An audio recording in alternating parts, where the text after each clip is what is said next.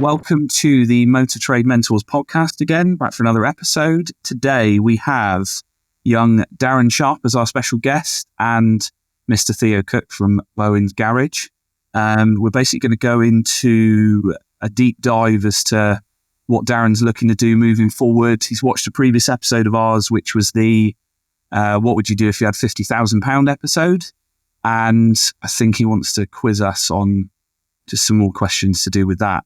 So first of all, Darren, if you've been so kind as to tell us where you are in your current situation at the moment, where we can find you, and a little bit of background on what you did before you decided that you wanted to jump into this car sales journey and join the club of blithering idiots and middle-aged foolishness. So I've pretty much always been self-employed. So taking a jump from a job to working for myself isn't too daunting for me. About 10 years ago, started a wheel writing company, doing wheels, powers of attorney, property trusts, that kind of stuff.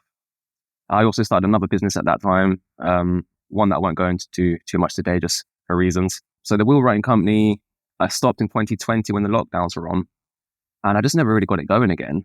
It was a means to an end, made an income, but it was something my dad done that got me into it, and just something I never really wanted to do myself. And then I shut down the other business must have come up to 12 months ago now, and I've just been sat essentially like on a pot of cash wondering what do I do next. So yeah, around December time I decided I'm going to do the motor trade. It's something I wanted to do in the past when I was running my other businesses, but frankly I probably didn't have the money at the time, and so now it's finally time to get around to that. Have you had any dabblings at all in the motor trade?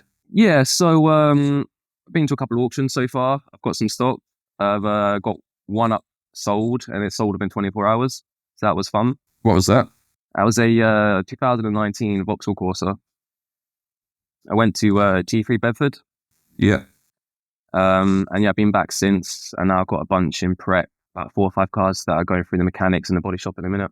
Oh, cool. So you've taken the first step at least. Yeah.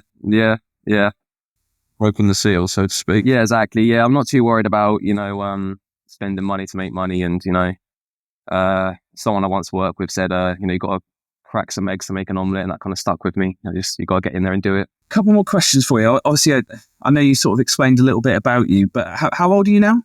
I'm 30. 30. So what did you do before you was self-employed? Have you got any sales experience? So my very first job when I was 15, I worked at a hotel as a barman, realised don't want to really do this forever. That's how you learned the chat. Yeah. And then it was my dad actually. Very grateful to him. He showed me that, you don't have to work for somewhere else. You can be your own boss, because he's had a wheel writing company since I was 4 years old. So I started working with him for a year or so when a law firm recruited me essentially. They got us in to do their estate planning, and when it was all said and done, they said they want to set up a wheels department. Would I come and help them do it? So I worked with them for about 9 months, which was very sales heavy. It wasn't your traditional law firm. It was very all about channels and, pushing the conversions and average sales and all that kind of stuff. I worked there for 9 months.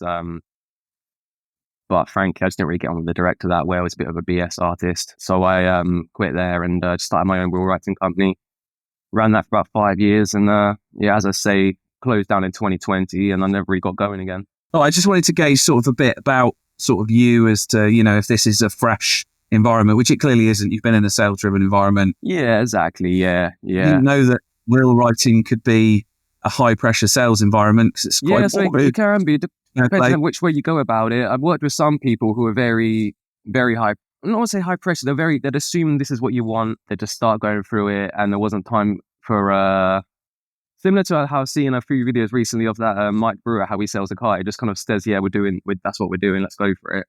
Whereas I wasn't particularly that way. I kind of very much just informed people of what they could do, what it's going to cost them. I more went the silent way, where the first person to speak loses, and you just let them tell you they want to do it. You go in saying, you're going to do £120 single wheel or £200 for a couple.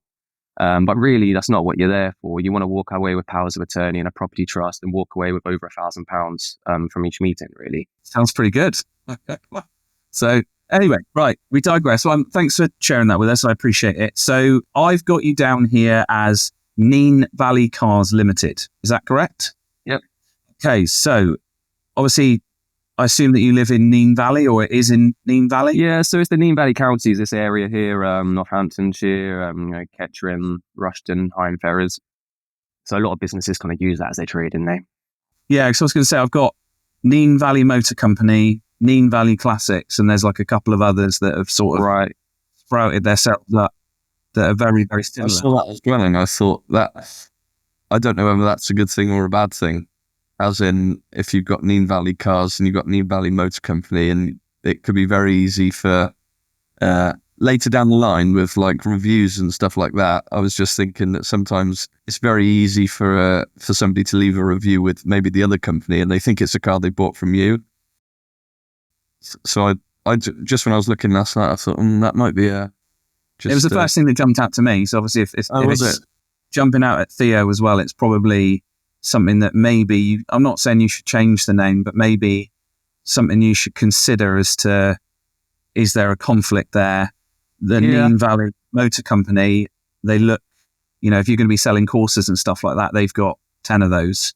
And your website's also very similar to theirs. There's there's definite, that I could see somebody getting themselves in a bit of a pickle over that. Could work really well, or it could definitely work against you. So whatever way you look at it, there's pros and cons. Yeah, I mean, I wouldn't mind rebranding, say another name. I thought just DS Car Sales, something like that. I always think if you've got the Neen Valley Cars or Neen Valley Motor Company, that's great if you stay in the Neen Valley. But if you've got a net like James's Platinum, obviously, so that can be anywhere in the world, can't it? Yeah, that is true. Because I started browsing premises, and some of them were going over the Bedfordshire border, and I thought, well, I'm no longer in the Neen Valley counties now. And I always think if you've got I would always go for. Bowen's Garage is us, but that's the company that we bought. It's not actually my name, but that means you can take it anywhere. Whereas if you've got something with your location on it, I think it sort of can limit you as well to if you do branch out or go elsewhere. Then obviously if you've got your name rather than location. Yeah, so that's the only thing. And obviously you've got a Facebook account. I couldn't quite find an Instagram account, but obviously you've got one car at the moment, so it's not. Yeah, well, the one that's sold, the others aren't even up for sale. Yeah, they're in prep right now. So, out of curiosity, I assume obviously because you've seen the, what would you do if we had £50,000 podcasts? I assume that you've taken the approach that if you've got a car incoming, you're not going to put it on the website and advertise it anyway. You're only going to advertise it when it's. Yeah. Why did you pick that option over the get it online, hope for the best? I wouldn't feel great about someone showing up and not being able to them to walk away with it that day, or at least not had the the valet done and the body work, your paint filled. And I've been to see a car before myself, a Golf, when the fellow just got it in stock. He literally brought it into his garage, and it's it just looked awful. It would have looked great afterwards. It needed a new badge and things and a bit of touching up, but it just puts you off. So I'd rather someone can turn up and buy it that day. That's the model I want to go for. Okay, that's fair enough. And am I correct in saying that you've potentially got a premises on the horizon? Yeah, so hopefully, saw it in December, and the landlady said end of February that renovations would be looking to be done. Followed them, chased them up again the other day and said, we've agreed heads of terms. We haven't had any lease issued yet to start those negotiations through that. And they said the solicitor they were going to use has retired, and they're still trying to find another solicitor. So starting to look a bit like, are they going to long this out? But hopefully that one does come through, because it's a good premises. Where it's situated in a village called Ringstead, all of the local towns are within 20-mile radius. So that's really great. You've got like Northampton, Kettering, Peterborough, even Milton Keynes isn't too far away. So I feel like for search radius, online presence, it'll be really good for Auto Trader and stuff like that. Is that on is that a main road site or like a? It's kind of on a main road. I wouldn't say it's a main road site though. It's behind a hedgerow. At the minute, the courtyard's all just muddy, but it's going to have a hard ground, and eventually. How many cars do they think you'll be able to, or how many cars do you think you'll be able to get on? So this unit here will be. I know it's not going to be great showing the screen like this, but I'm going to be able to get at least 12 cars inside here. Oh yeah. And there's a mezzanine on the top to do your your paperwork and office bits and all that. And you can't really see from this angle. And as I say, it's muddy at the minute, but there's a big courtyard as well. Okay. And the landlord seems pretty agreeable that, if things expand and I want to get more in stock, perhaps I give them a bit of money, or as long as it doesn't hinder any of the businesses on the site, they'll be happy for me to use, the front courtyard. But there's a nice row, because I'm against the fence, where I could fill that up with another 10 cars or more. And what sort of money is that? It's 15,000 a year, 12.50 a month, with a small service charge. Can't see that being a lot.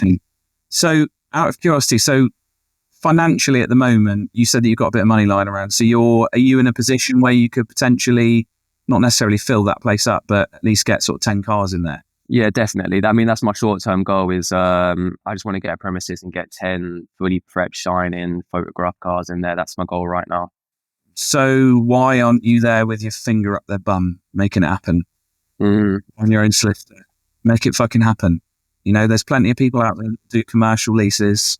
I reckon you could find 20 people today and you could have them. That's what's concerned about it being a bit of a BS answer about how they're still trying to find a solicitor to use. The problem is these people with all the money that own all these buildings is they don't give a fuck.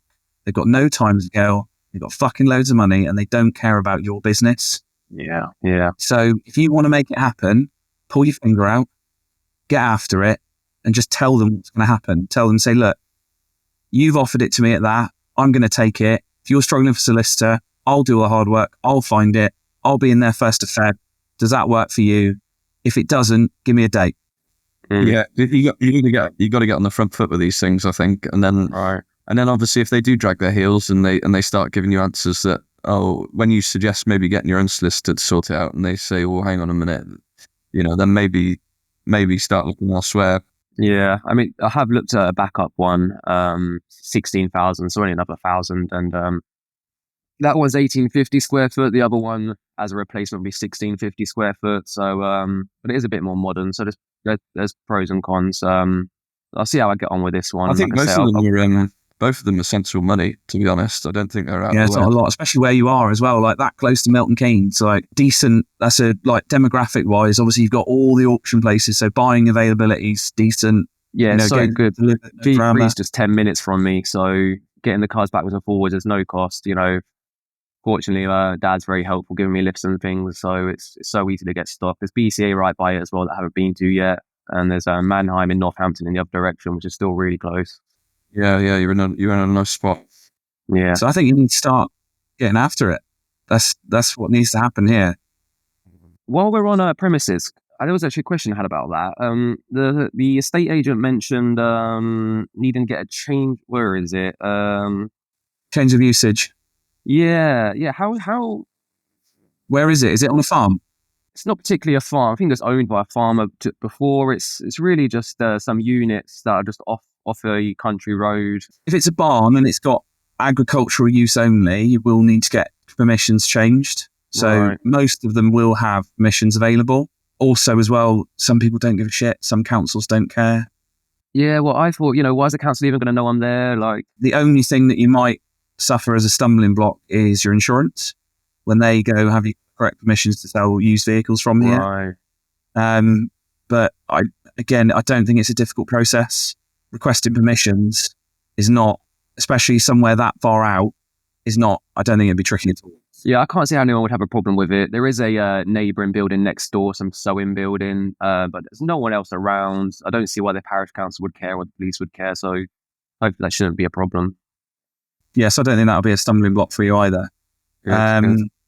So, yeah, I think, have you got any questions for us? Is there some... Yeah, the first thing I've got down is how would you assign the 50k pot, keeping cash flow in mind? I mean, I don't see why you'd need, as long as you've got a couple month expenses in the bank, I'd put it all into stock straight away. Would you agree? Or Theo first. I got a different approach to this. Yeah, I think we're probably fairly similar. I would put as much into stock as you can, because it's the stock that's going to make you money. Saying that, advertising is also going to help you sell the cars. The site itself, it'd be really easy to spend loads of money and make it look fantastic. And, you see other sites where they've done amazing things with the units and stuff. You can do that over time. Get your feet under the table, get some stock in, get some stock turning, and then look at making the site as you want. And over time, So yeah, I would say as much as you can into stock and advertising, and get the ball rolling as quickly as possible, because it's amazing if you've got 10 cars in stock and you do 10 a month, it'll soon build up pretty quickly, and then you've got that little bit of excess then to make little improvements to the site here and there, extra signage, whatever, just to tweak it to how you want it. But the most important thing is get some cars out the door, in my opinion. James might differ. Have you got a long-term plan with like social media? Are you thinking about doing YouTube? What are you doing with that? I hadn't really gone into this thinking I'm going to be doing YouTube and making vlogs and stuff like that. I suppose it's not hard to pick up a camera, and if anyone wants to watch, they can watch. So I'm not saying I wouldn't give it a go. If you don't want to do it, you don't feel comfortable. Like I don't do it myself. Like I come on here and do this because I enjoy sharing what I can, what I've got with you guys. I don't do the video logs. It's not particularly the plan. Good. Okay. So my if I was in that position, I would get the lease signed up on whichever one immediately, and I would put every single penny that you have into stock. And I mean to the last penny, to the point where you shit in your pants and you're like, oh my God, I don't know what I'm going to do. Because when that first sale rolls in, that's when you start making money. Okay. Then you can start spending money on the place. Then you can be like, oh, do you know what? We've got a little bit of spare money. I'll get a nice sign in. And people enjoy progress. Like they genuinely do.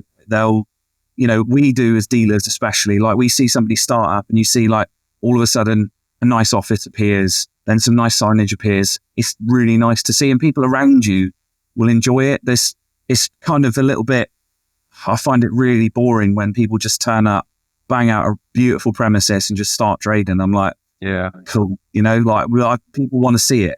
And you'll get your long-standing customers will also enjoy that journey. They'll be like, oh, last time I came here, you didn't have a great deal in, now you're doing this well. You must. Yeah, you know what's really nice is that the first lady that come and bought the Corsa off me, she brought her dad with her, and he's telling me how he's going to need a new car in a couple of months, and he already wants to buy the next one off me. So that's really nice. There you go. And that'll be the kind of people that come back to you because they know they'll have a premises in a month or so, and then they get to see that. And yeah, like you say. Yeah, it's nice to see the progression, definitely. Yeah. And I remember there was a podcast with I can't remember the fella's name, but RS Car Sales, was it? Rory. I actually brought a car up him myself a long time ago, and he was operating just out of pothole industrial estate, like just nothing special. And I mean, it wasn't a super expensive car. I think it was about 15 grand. But I didn't really give two thoughts to the place. You're buying off the car and the person, aren't you? Yeah, he's certainly got it nailed down now. Yeah. Yeah, see what he's got now. Yeah, so that's that journey. But again, like everyone, he's been decent enough to document his progress, so people can see that, and people are genuinely pleased. And he's, you can see that he's worked hard enough to gain that. But I think a lot of people do watch your journey, even if it's, so say for example, someone buys a car off you, they will still carry on watching you for 2-3 years afterwards. Yeah, I mean, I did with him. You follow the social media and you don't need to be massively active, but people do. They'll be like, "Oh, look, I put some new signs up." People are interested. People say they don't care. They do. They are interested. If you're putting an effort in, and they can see that you're constantly evolving, it's like a dripping tap fills the bucket mentality. If they bought a car off you 12 months ago and you put a Facebook post up going, "Oh, some new signage is up," they're like, "Oh, he's still there. Happy days. He's obviously doing all right." 12 months down the line, my car breaks down. MOT failure. I'll go back there. I saw a sign of him 6 months ago. It's that mentality that you need to keep going. And I think personally that works. Do you think I need to put my new office plant up as a progression? Oh, yes. I've never had an office plant before. My missus said, right, you've been here 12 years, get yourself a bit of greenery. So that's my progression for this week. Nice.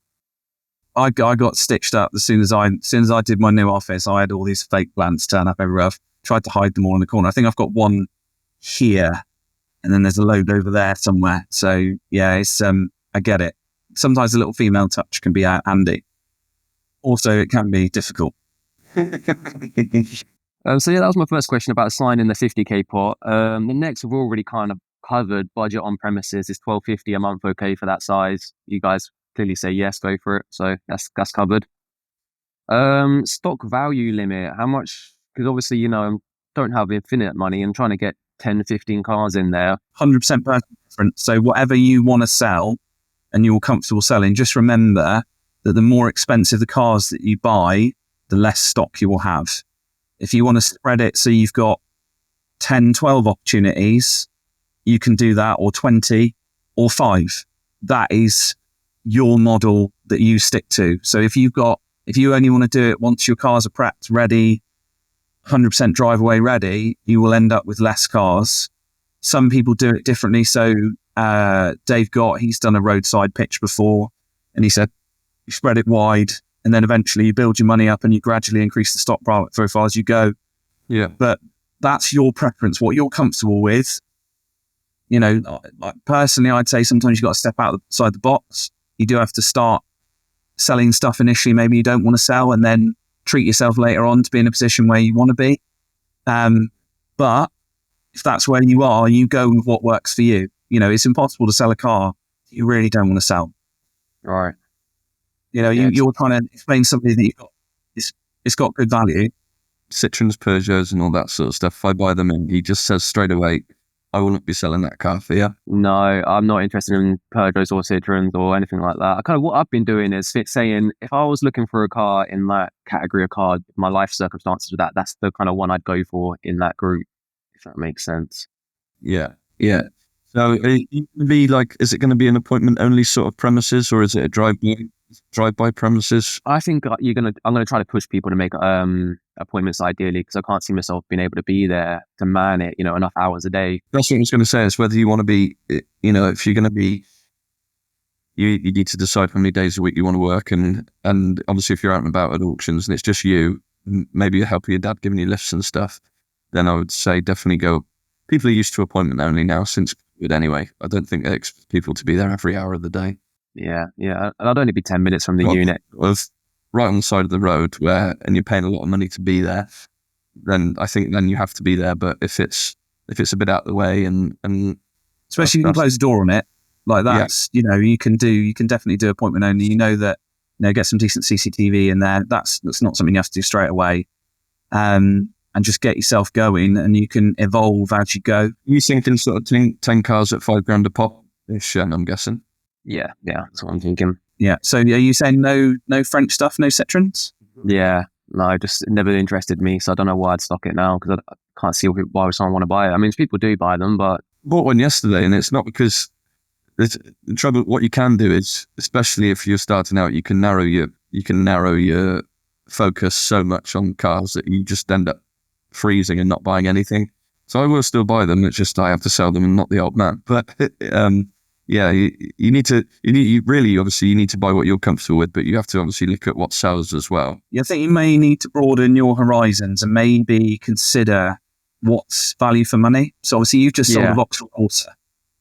Me personally, if I had a choice between a Citroen C4 and a Vauxhall Corsa, personally I would take Citroen C4 because you get loads more for your money. But sometimes you just got to see it from a value point of view, like what you've paid for, the value the customer gets. So do you get Apple CarPlay, aircon, that sort of stuff? So I think maybe don't discount those things yet. And also as well, you're going to get part exchanges, and they will be Citroens, Peugeots, stuff that you don't necessarily want. And you might have a massive margin in it, and that might be your most profitable car.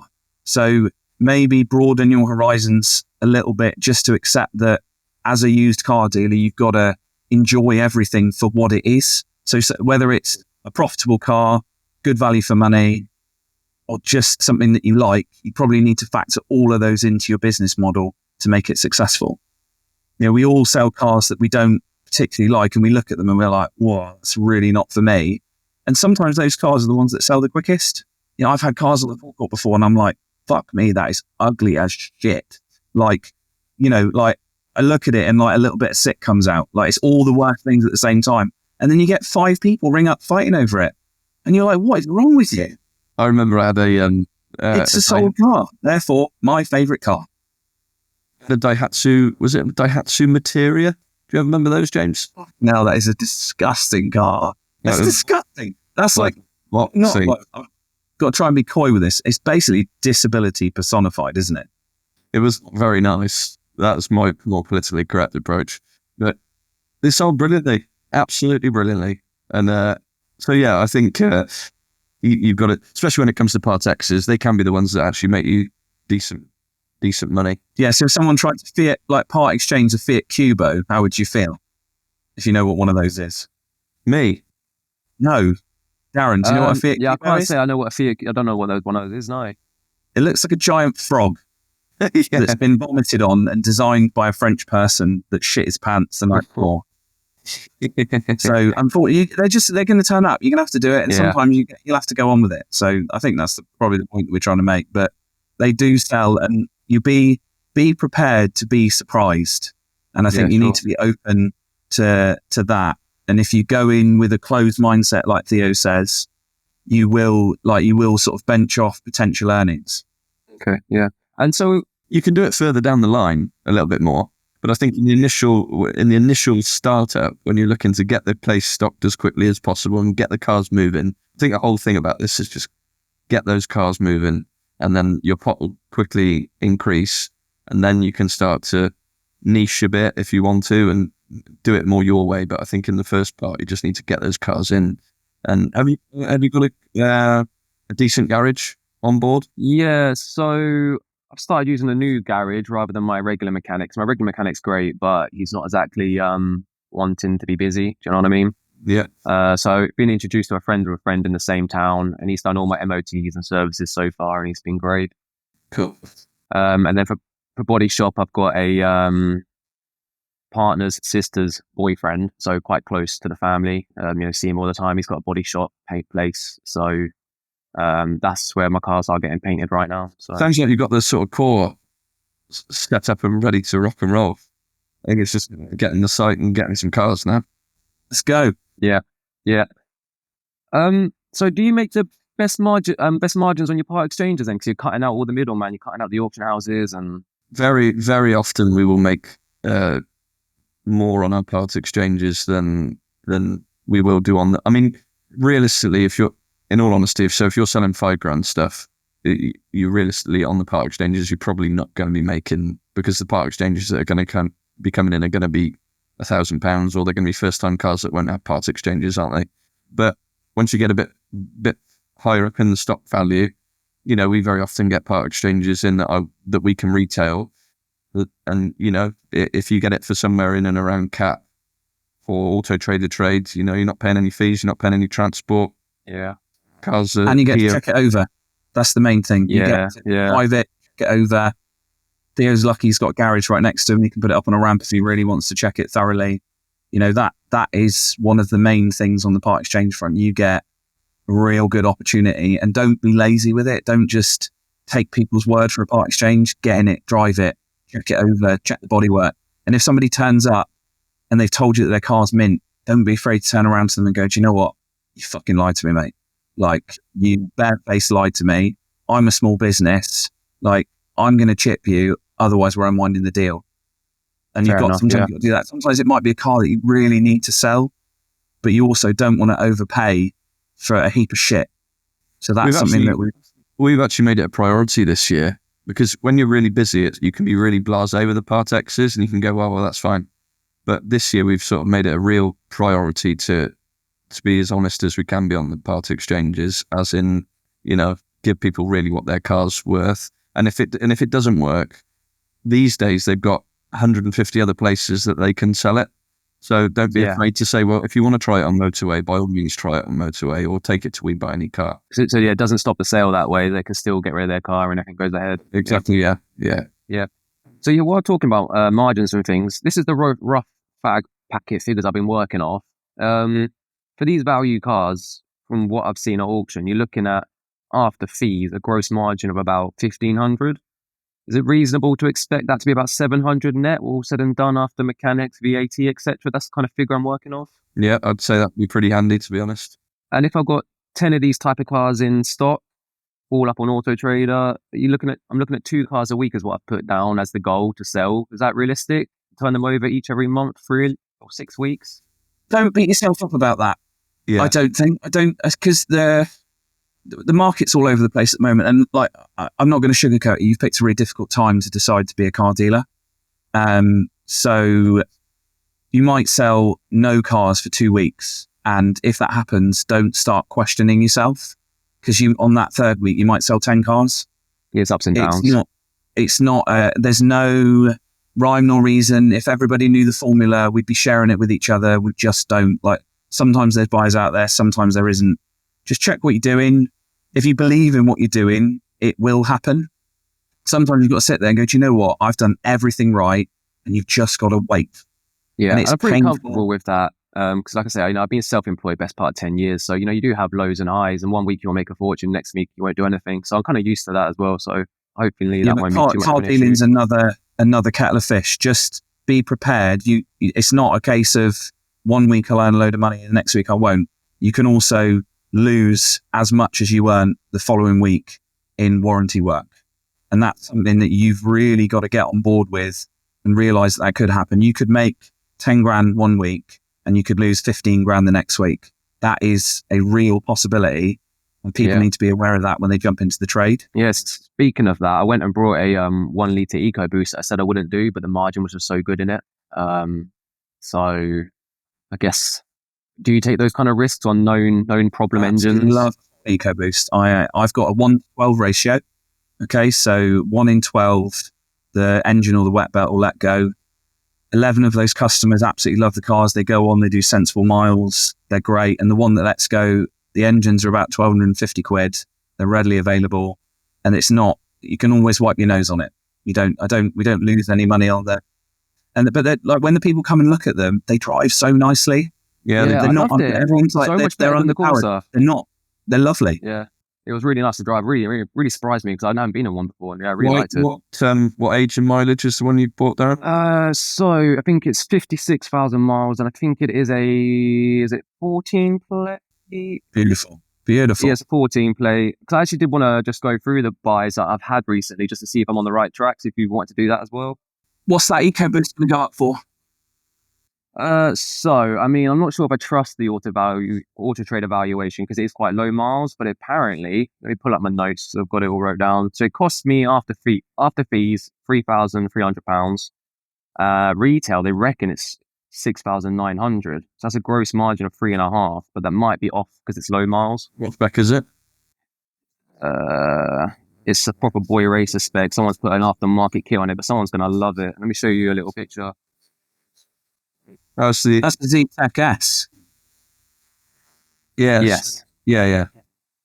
Yeah, that's right. Price is right. Really? £3,000 margin? Well, on my website at the moment, I've got exactly the same car with 100,000 miles on it for £5,000. Oh, that's crazy. Is that because people don't want to touch them? Is that why they go through so cheap? Probably at the moment.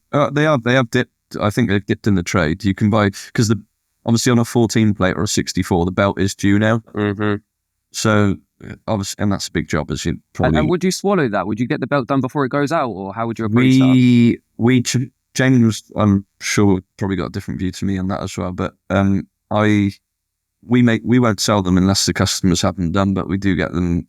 We do get them to contribute. We do them they'll contribute to it. Yeah, so they'll pay to the bill for it. It'll be about 500 quid. Our customers are paying 500, or the last two have actually paid us 750. We do it in house. It costs us about, it's nearly 2 days labour, and the kit's about 240 quid from Ford. You have to buy some other bits to go with it, like a timing toolkit and things like that. But yeah, I would, if you're going to be doing the warranties yourself, as in out of your own pocket, then I would eventually say, look, price it a little bit cheaper and then add the wet belt on. Or if you've got the margin there, then it might be worth getting it done, and then it's a selling point, isn't it? Put it at $7,000 and say, look, wet belt's just been done. That would be my way of doing it. James's way would. I don't have a garage, so if I had a garage, I would do it Theo's way. We charge a minimum of £500 towards it, it's all dependent on the age and mileage.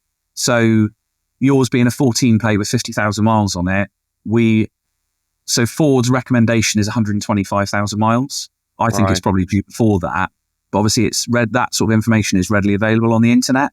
So we'll share that with the customer, and we'll just say, look, if the car's that age that mileage with 50,000 miles on it, we would probably make them pay for the majority of the work. If it was slightly older with more mileage on it, we would probably suck up more of the bill. Yeah. I did ask the mechanic how the oil change looked. He said there's no signs of any rub or anything like that. So, it's up to them. It's a routine maintenance thing. If they've been serviced correctly with the right oil, they're pretty good. The two that we've done in the last 2 weeks both the cars have done less than 30,000 miles, but they were 10 years old, so officially they're due. But they were both fine. Yeah, I mean, it's got 6-7 stamps with it, and it's only done 35,000. So maybe I'll cross my fingers and leave it on that one, or see if the customer wants to get it. I would give the customer the choice. If you've got a garage that's prepared to do it, if they're gonna swallow up the vast majority of the cost, then and you can do it for them, and they've got that peace of mind then going forward, haven't they? But if you want to take it's entirely up to you, really. One point I will make is if you do give the customer the choice, make sure you put it on the receipt. Yeah, definitely. Okay. So if later on down the line, so say for example, 5.5 months down the line, their wet belt snaps or their engine seizes, you can say at point of inception, I gave you the opportunity to contribute towards a wet belt. You protect yourself tenfold. It's not an unreasonable conversation. Doesn't make you look like a dick. You're a small business trying to earn a bit of money. Yes, it is a risk, but it's a dual risk. So you've offered to pay X amount. They've offered to pay that. They've said no. You've said yes. I think long standing, that's how we've been taught to deal with that sort of thing. And from my experience, it's pretty standard. I was looking at a XF. They needed one doing a couple of years ago before I brought it, and they said, you can pay for it, but you can pay trade prices. So that seems pretty industry standard that the customer pays. Yeah, 100%. So I'm gonna jump in and basically just say, if anybody has made it this far on the podcast, you've obviously enjoyed it. So they're obviously enjoying hearing about Darren's story. So this is a great time to like and subscribe. And if you're interested and you want more questions, leave a comment on this episode if you've enjoyed it. Give Darren some feedback on how you think he's going to get on, how you can follow his journey. And obviously all the bits and pieces will be in the description below with all the Darren's websites and stuff so you can follow his progress. So we move on. Have you got any more questions for us? Yeah. So sourcing stock. At the minute, obviously, I've been using the local auctions. Should I look at trade to trade? Seems to be slightly better margin again to cutting out the auction fees, or are you likely to get bear in mind the time factor with trade to trade. There's a lot of your time is valuable. Okay, so the trade to trade deals will take you on average, like you'll have to ring the person, make sure you agree the price. Hello, dog. And that's Bruce. There, you factor a day out of your life to go and get the car. Yeah, that's the thing. They're not close. Yeah, if you've got time in your hands, fantastic. Do it. Get amongst it. Great opportunity to see the car, test drive it before you pay any money. Yeah. So I would recommend that, but just factor in your time. How much is your time worth? I buy the vast majority of our cars trade to trade, and it was a hard slog. Like James said when we first sort of went down that route, over time you build up the contacts, and after you built up the contacts, and if they're supplying you decent cars and you're a good buyer and you can get the transport sorted quickly and get the cars paid for, you'll end up meeting some good people that then you can just speak to on a daily basis, which is what we do now. So I just do everything through WhatsApp and I get offered cars and do it that way. But you're in a really handy position that you are so close to the auctions. I was on Northampton this morning looking at the stock, but for me, it's 200 quid to get a car here, really. Whereas for you, it's on your doorstep. So even though I'm probably paying less fees than you are currently, you're actually probably winning because you're right there. So you're in a really handy spot. Whereas for people like me Bristol's my closest, which is an hour and 20, you're in a really handy spot to be able to buy from auction. And I think if you want, as we've been saying, if you want to get that stock sort of in and on and gone, then auction is a good place to go. You could buy 5 in one sitting comfortably, couldn't you? And then yeah, I bought 3 last week, 2 this week. I've got 5 floating about right now, nowhere to put them. So yeah, so you're halfway there already, aren't you? So yeah, halfway there. Yeah, get that lease sorted and you can crack on. That's what I really need. Yeah, I need the premises. Yeah. So I mean, we briefly covered on doing a self warranty. Are you going to put money into a pot for that, or are you just? Yeah, so factored in, put £100 per vehicle sold. Maybe that's too little. No, that's fine. Yeah, I think that's fine. If you're selling £5,000 cars, that's fine. That'll build up real fast as well. Okay. Yeah. I was going to get a fella that was on the podcast on here before, BAA, to administer it for me, because I'm not very good at saying no to people, so they can qualify if it's, actually needs paying for or not, and getting it done at the right price, etc. You're going to have to get good at saying no to people. You're going to have to get real good, real fast. Yeah. All right. People are arseholes. In that price bracket, you're going to have to be quite strict. Yeah. You're going to have to be not a bastard, but you're going to have to be a polite bastard. Yeah. Well, when you've only got £700 net, there's not a lot left, is there? That's what I'm saying. You're gonna have to learn to say no to these people. And people will test you, and they will sob story you. They will do their best, especially if they've taken a risk or they've done something they shouldn't have done. A lot of people that are in their warranty period will break things and try and make it out that it's your fault. Okay. Our personal favourite is somebody that knocked a wing mirror off their car in Tesco. They rang us up. They're like, it's covered under warranty. I'm like, no.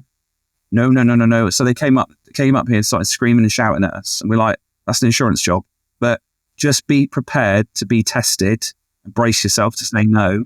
And, you don't have to be unpleasant about it. You're just going to have to say, look, I'm saying no for this reason. Okay. This is it. I apologize. I don't want to discuss it any further. I am a small business. Gesture of goodwill isn't available here either. Yeah. That's why I liked the idea of having it outsourced to a third party. I think it's 18 quid for them to handle it for you, and then I could just direct them in that direction. Yeah, I think that's definitely a good option. Yeah, that is a strong option. Different auction houses. So far, I've only been to G3. I know a lot of it's all from finance companies. Do you find particularly a better standard of stock at BCA, Mannheim, or is it all very similar? It's all shit. No, so my personal preference is if it's gone to auction, at some point someone stopped loving that car.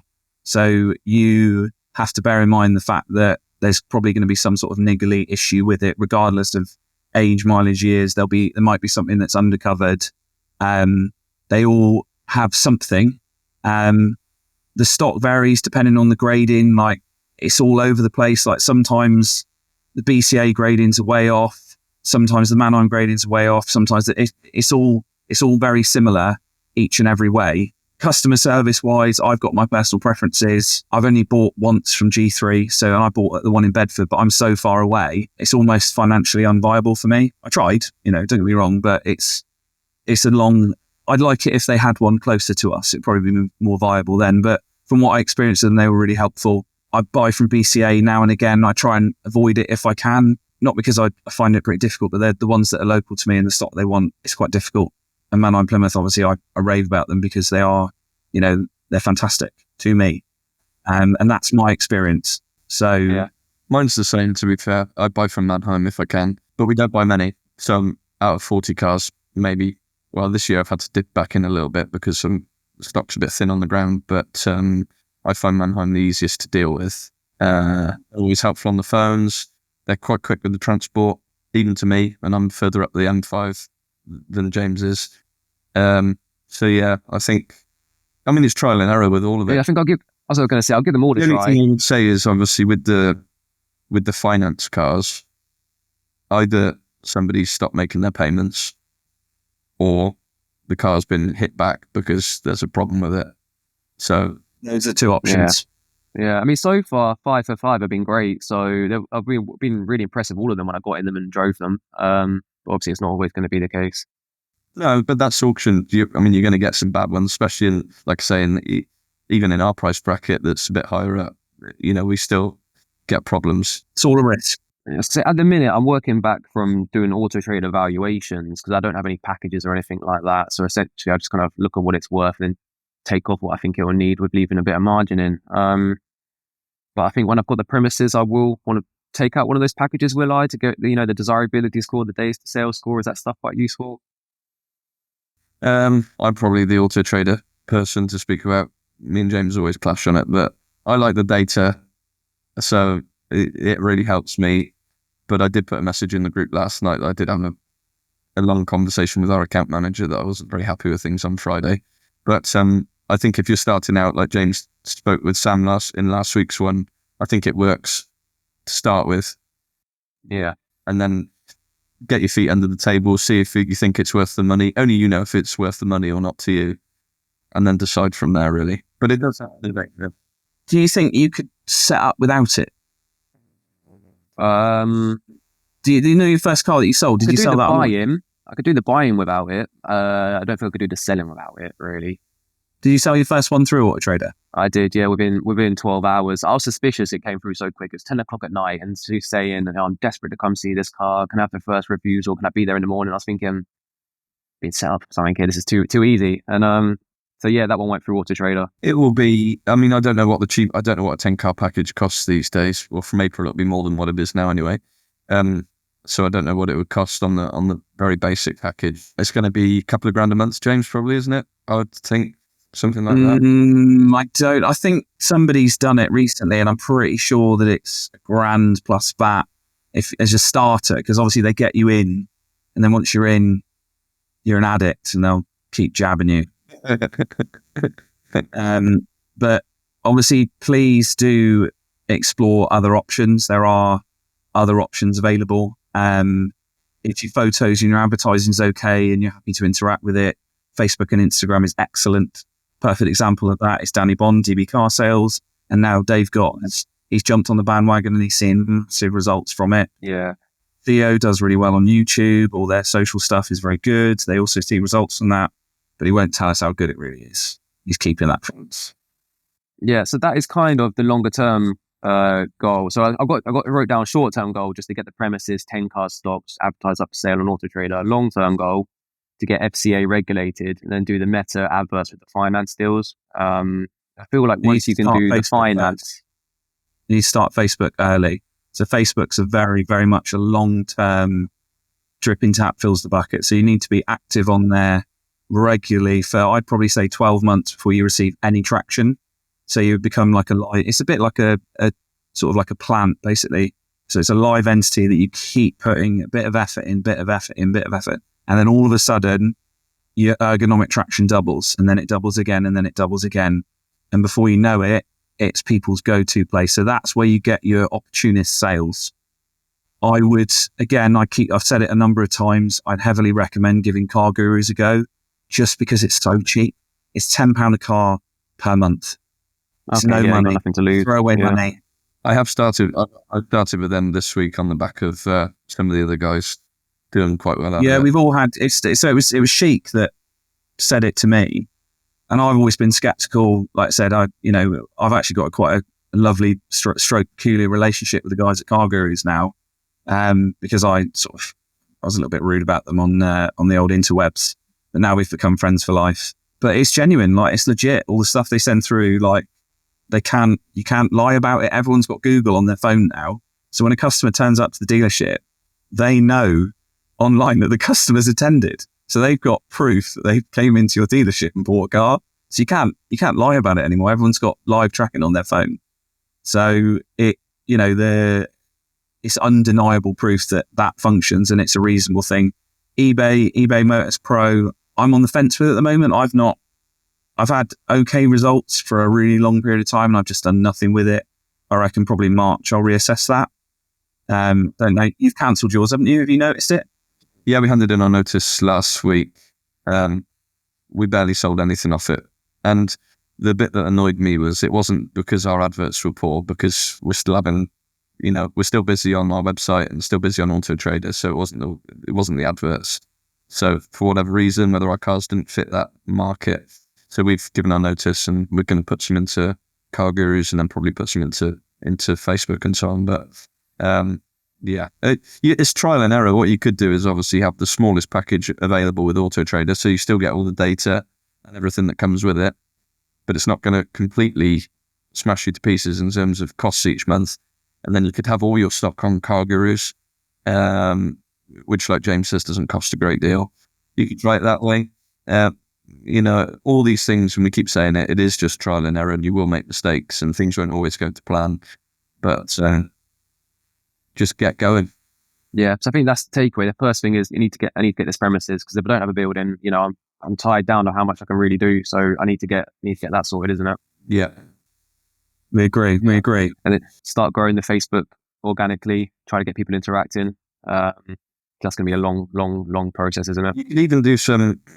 I know about YouTube and stuff. YouTube's quite saturated now, but you could even, if you are starting your little Facebook page, just do some little videos when you're going to look at the new site and when you're doing bits and bobs, even short little 2-minute videos, and just keep on putting that stuff on there, and you'll soon get, if your friends share, you get your friends to share it and your family and whatever, and you'll soon. You don't have to put your face in it either. You don't have to be the face of it. Like your building can be the face of your business or the sign or whatever. It doesn't have to be, our social media is faceless.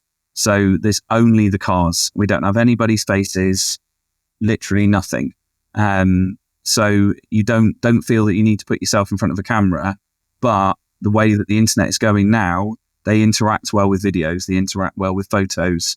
The descriptions, you need to bear in mind people's attention spans. Yeah. And as long as you sort of think about that before you put it on the internet, you'll do well out of it.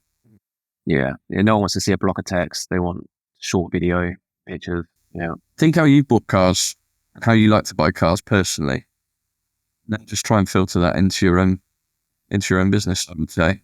Right. So if you can do us a massive favor, can you tell us where can we find you on the internet, website address, details, stuff like that?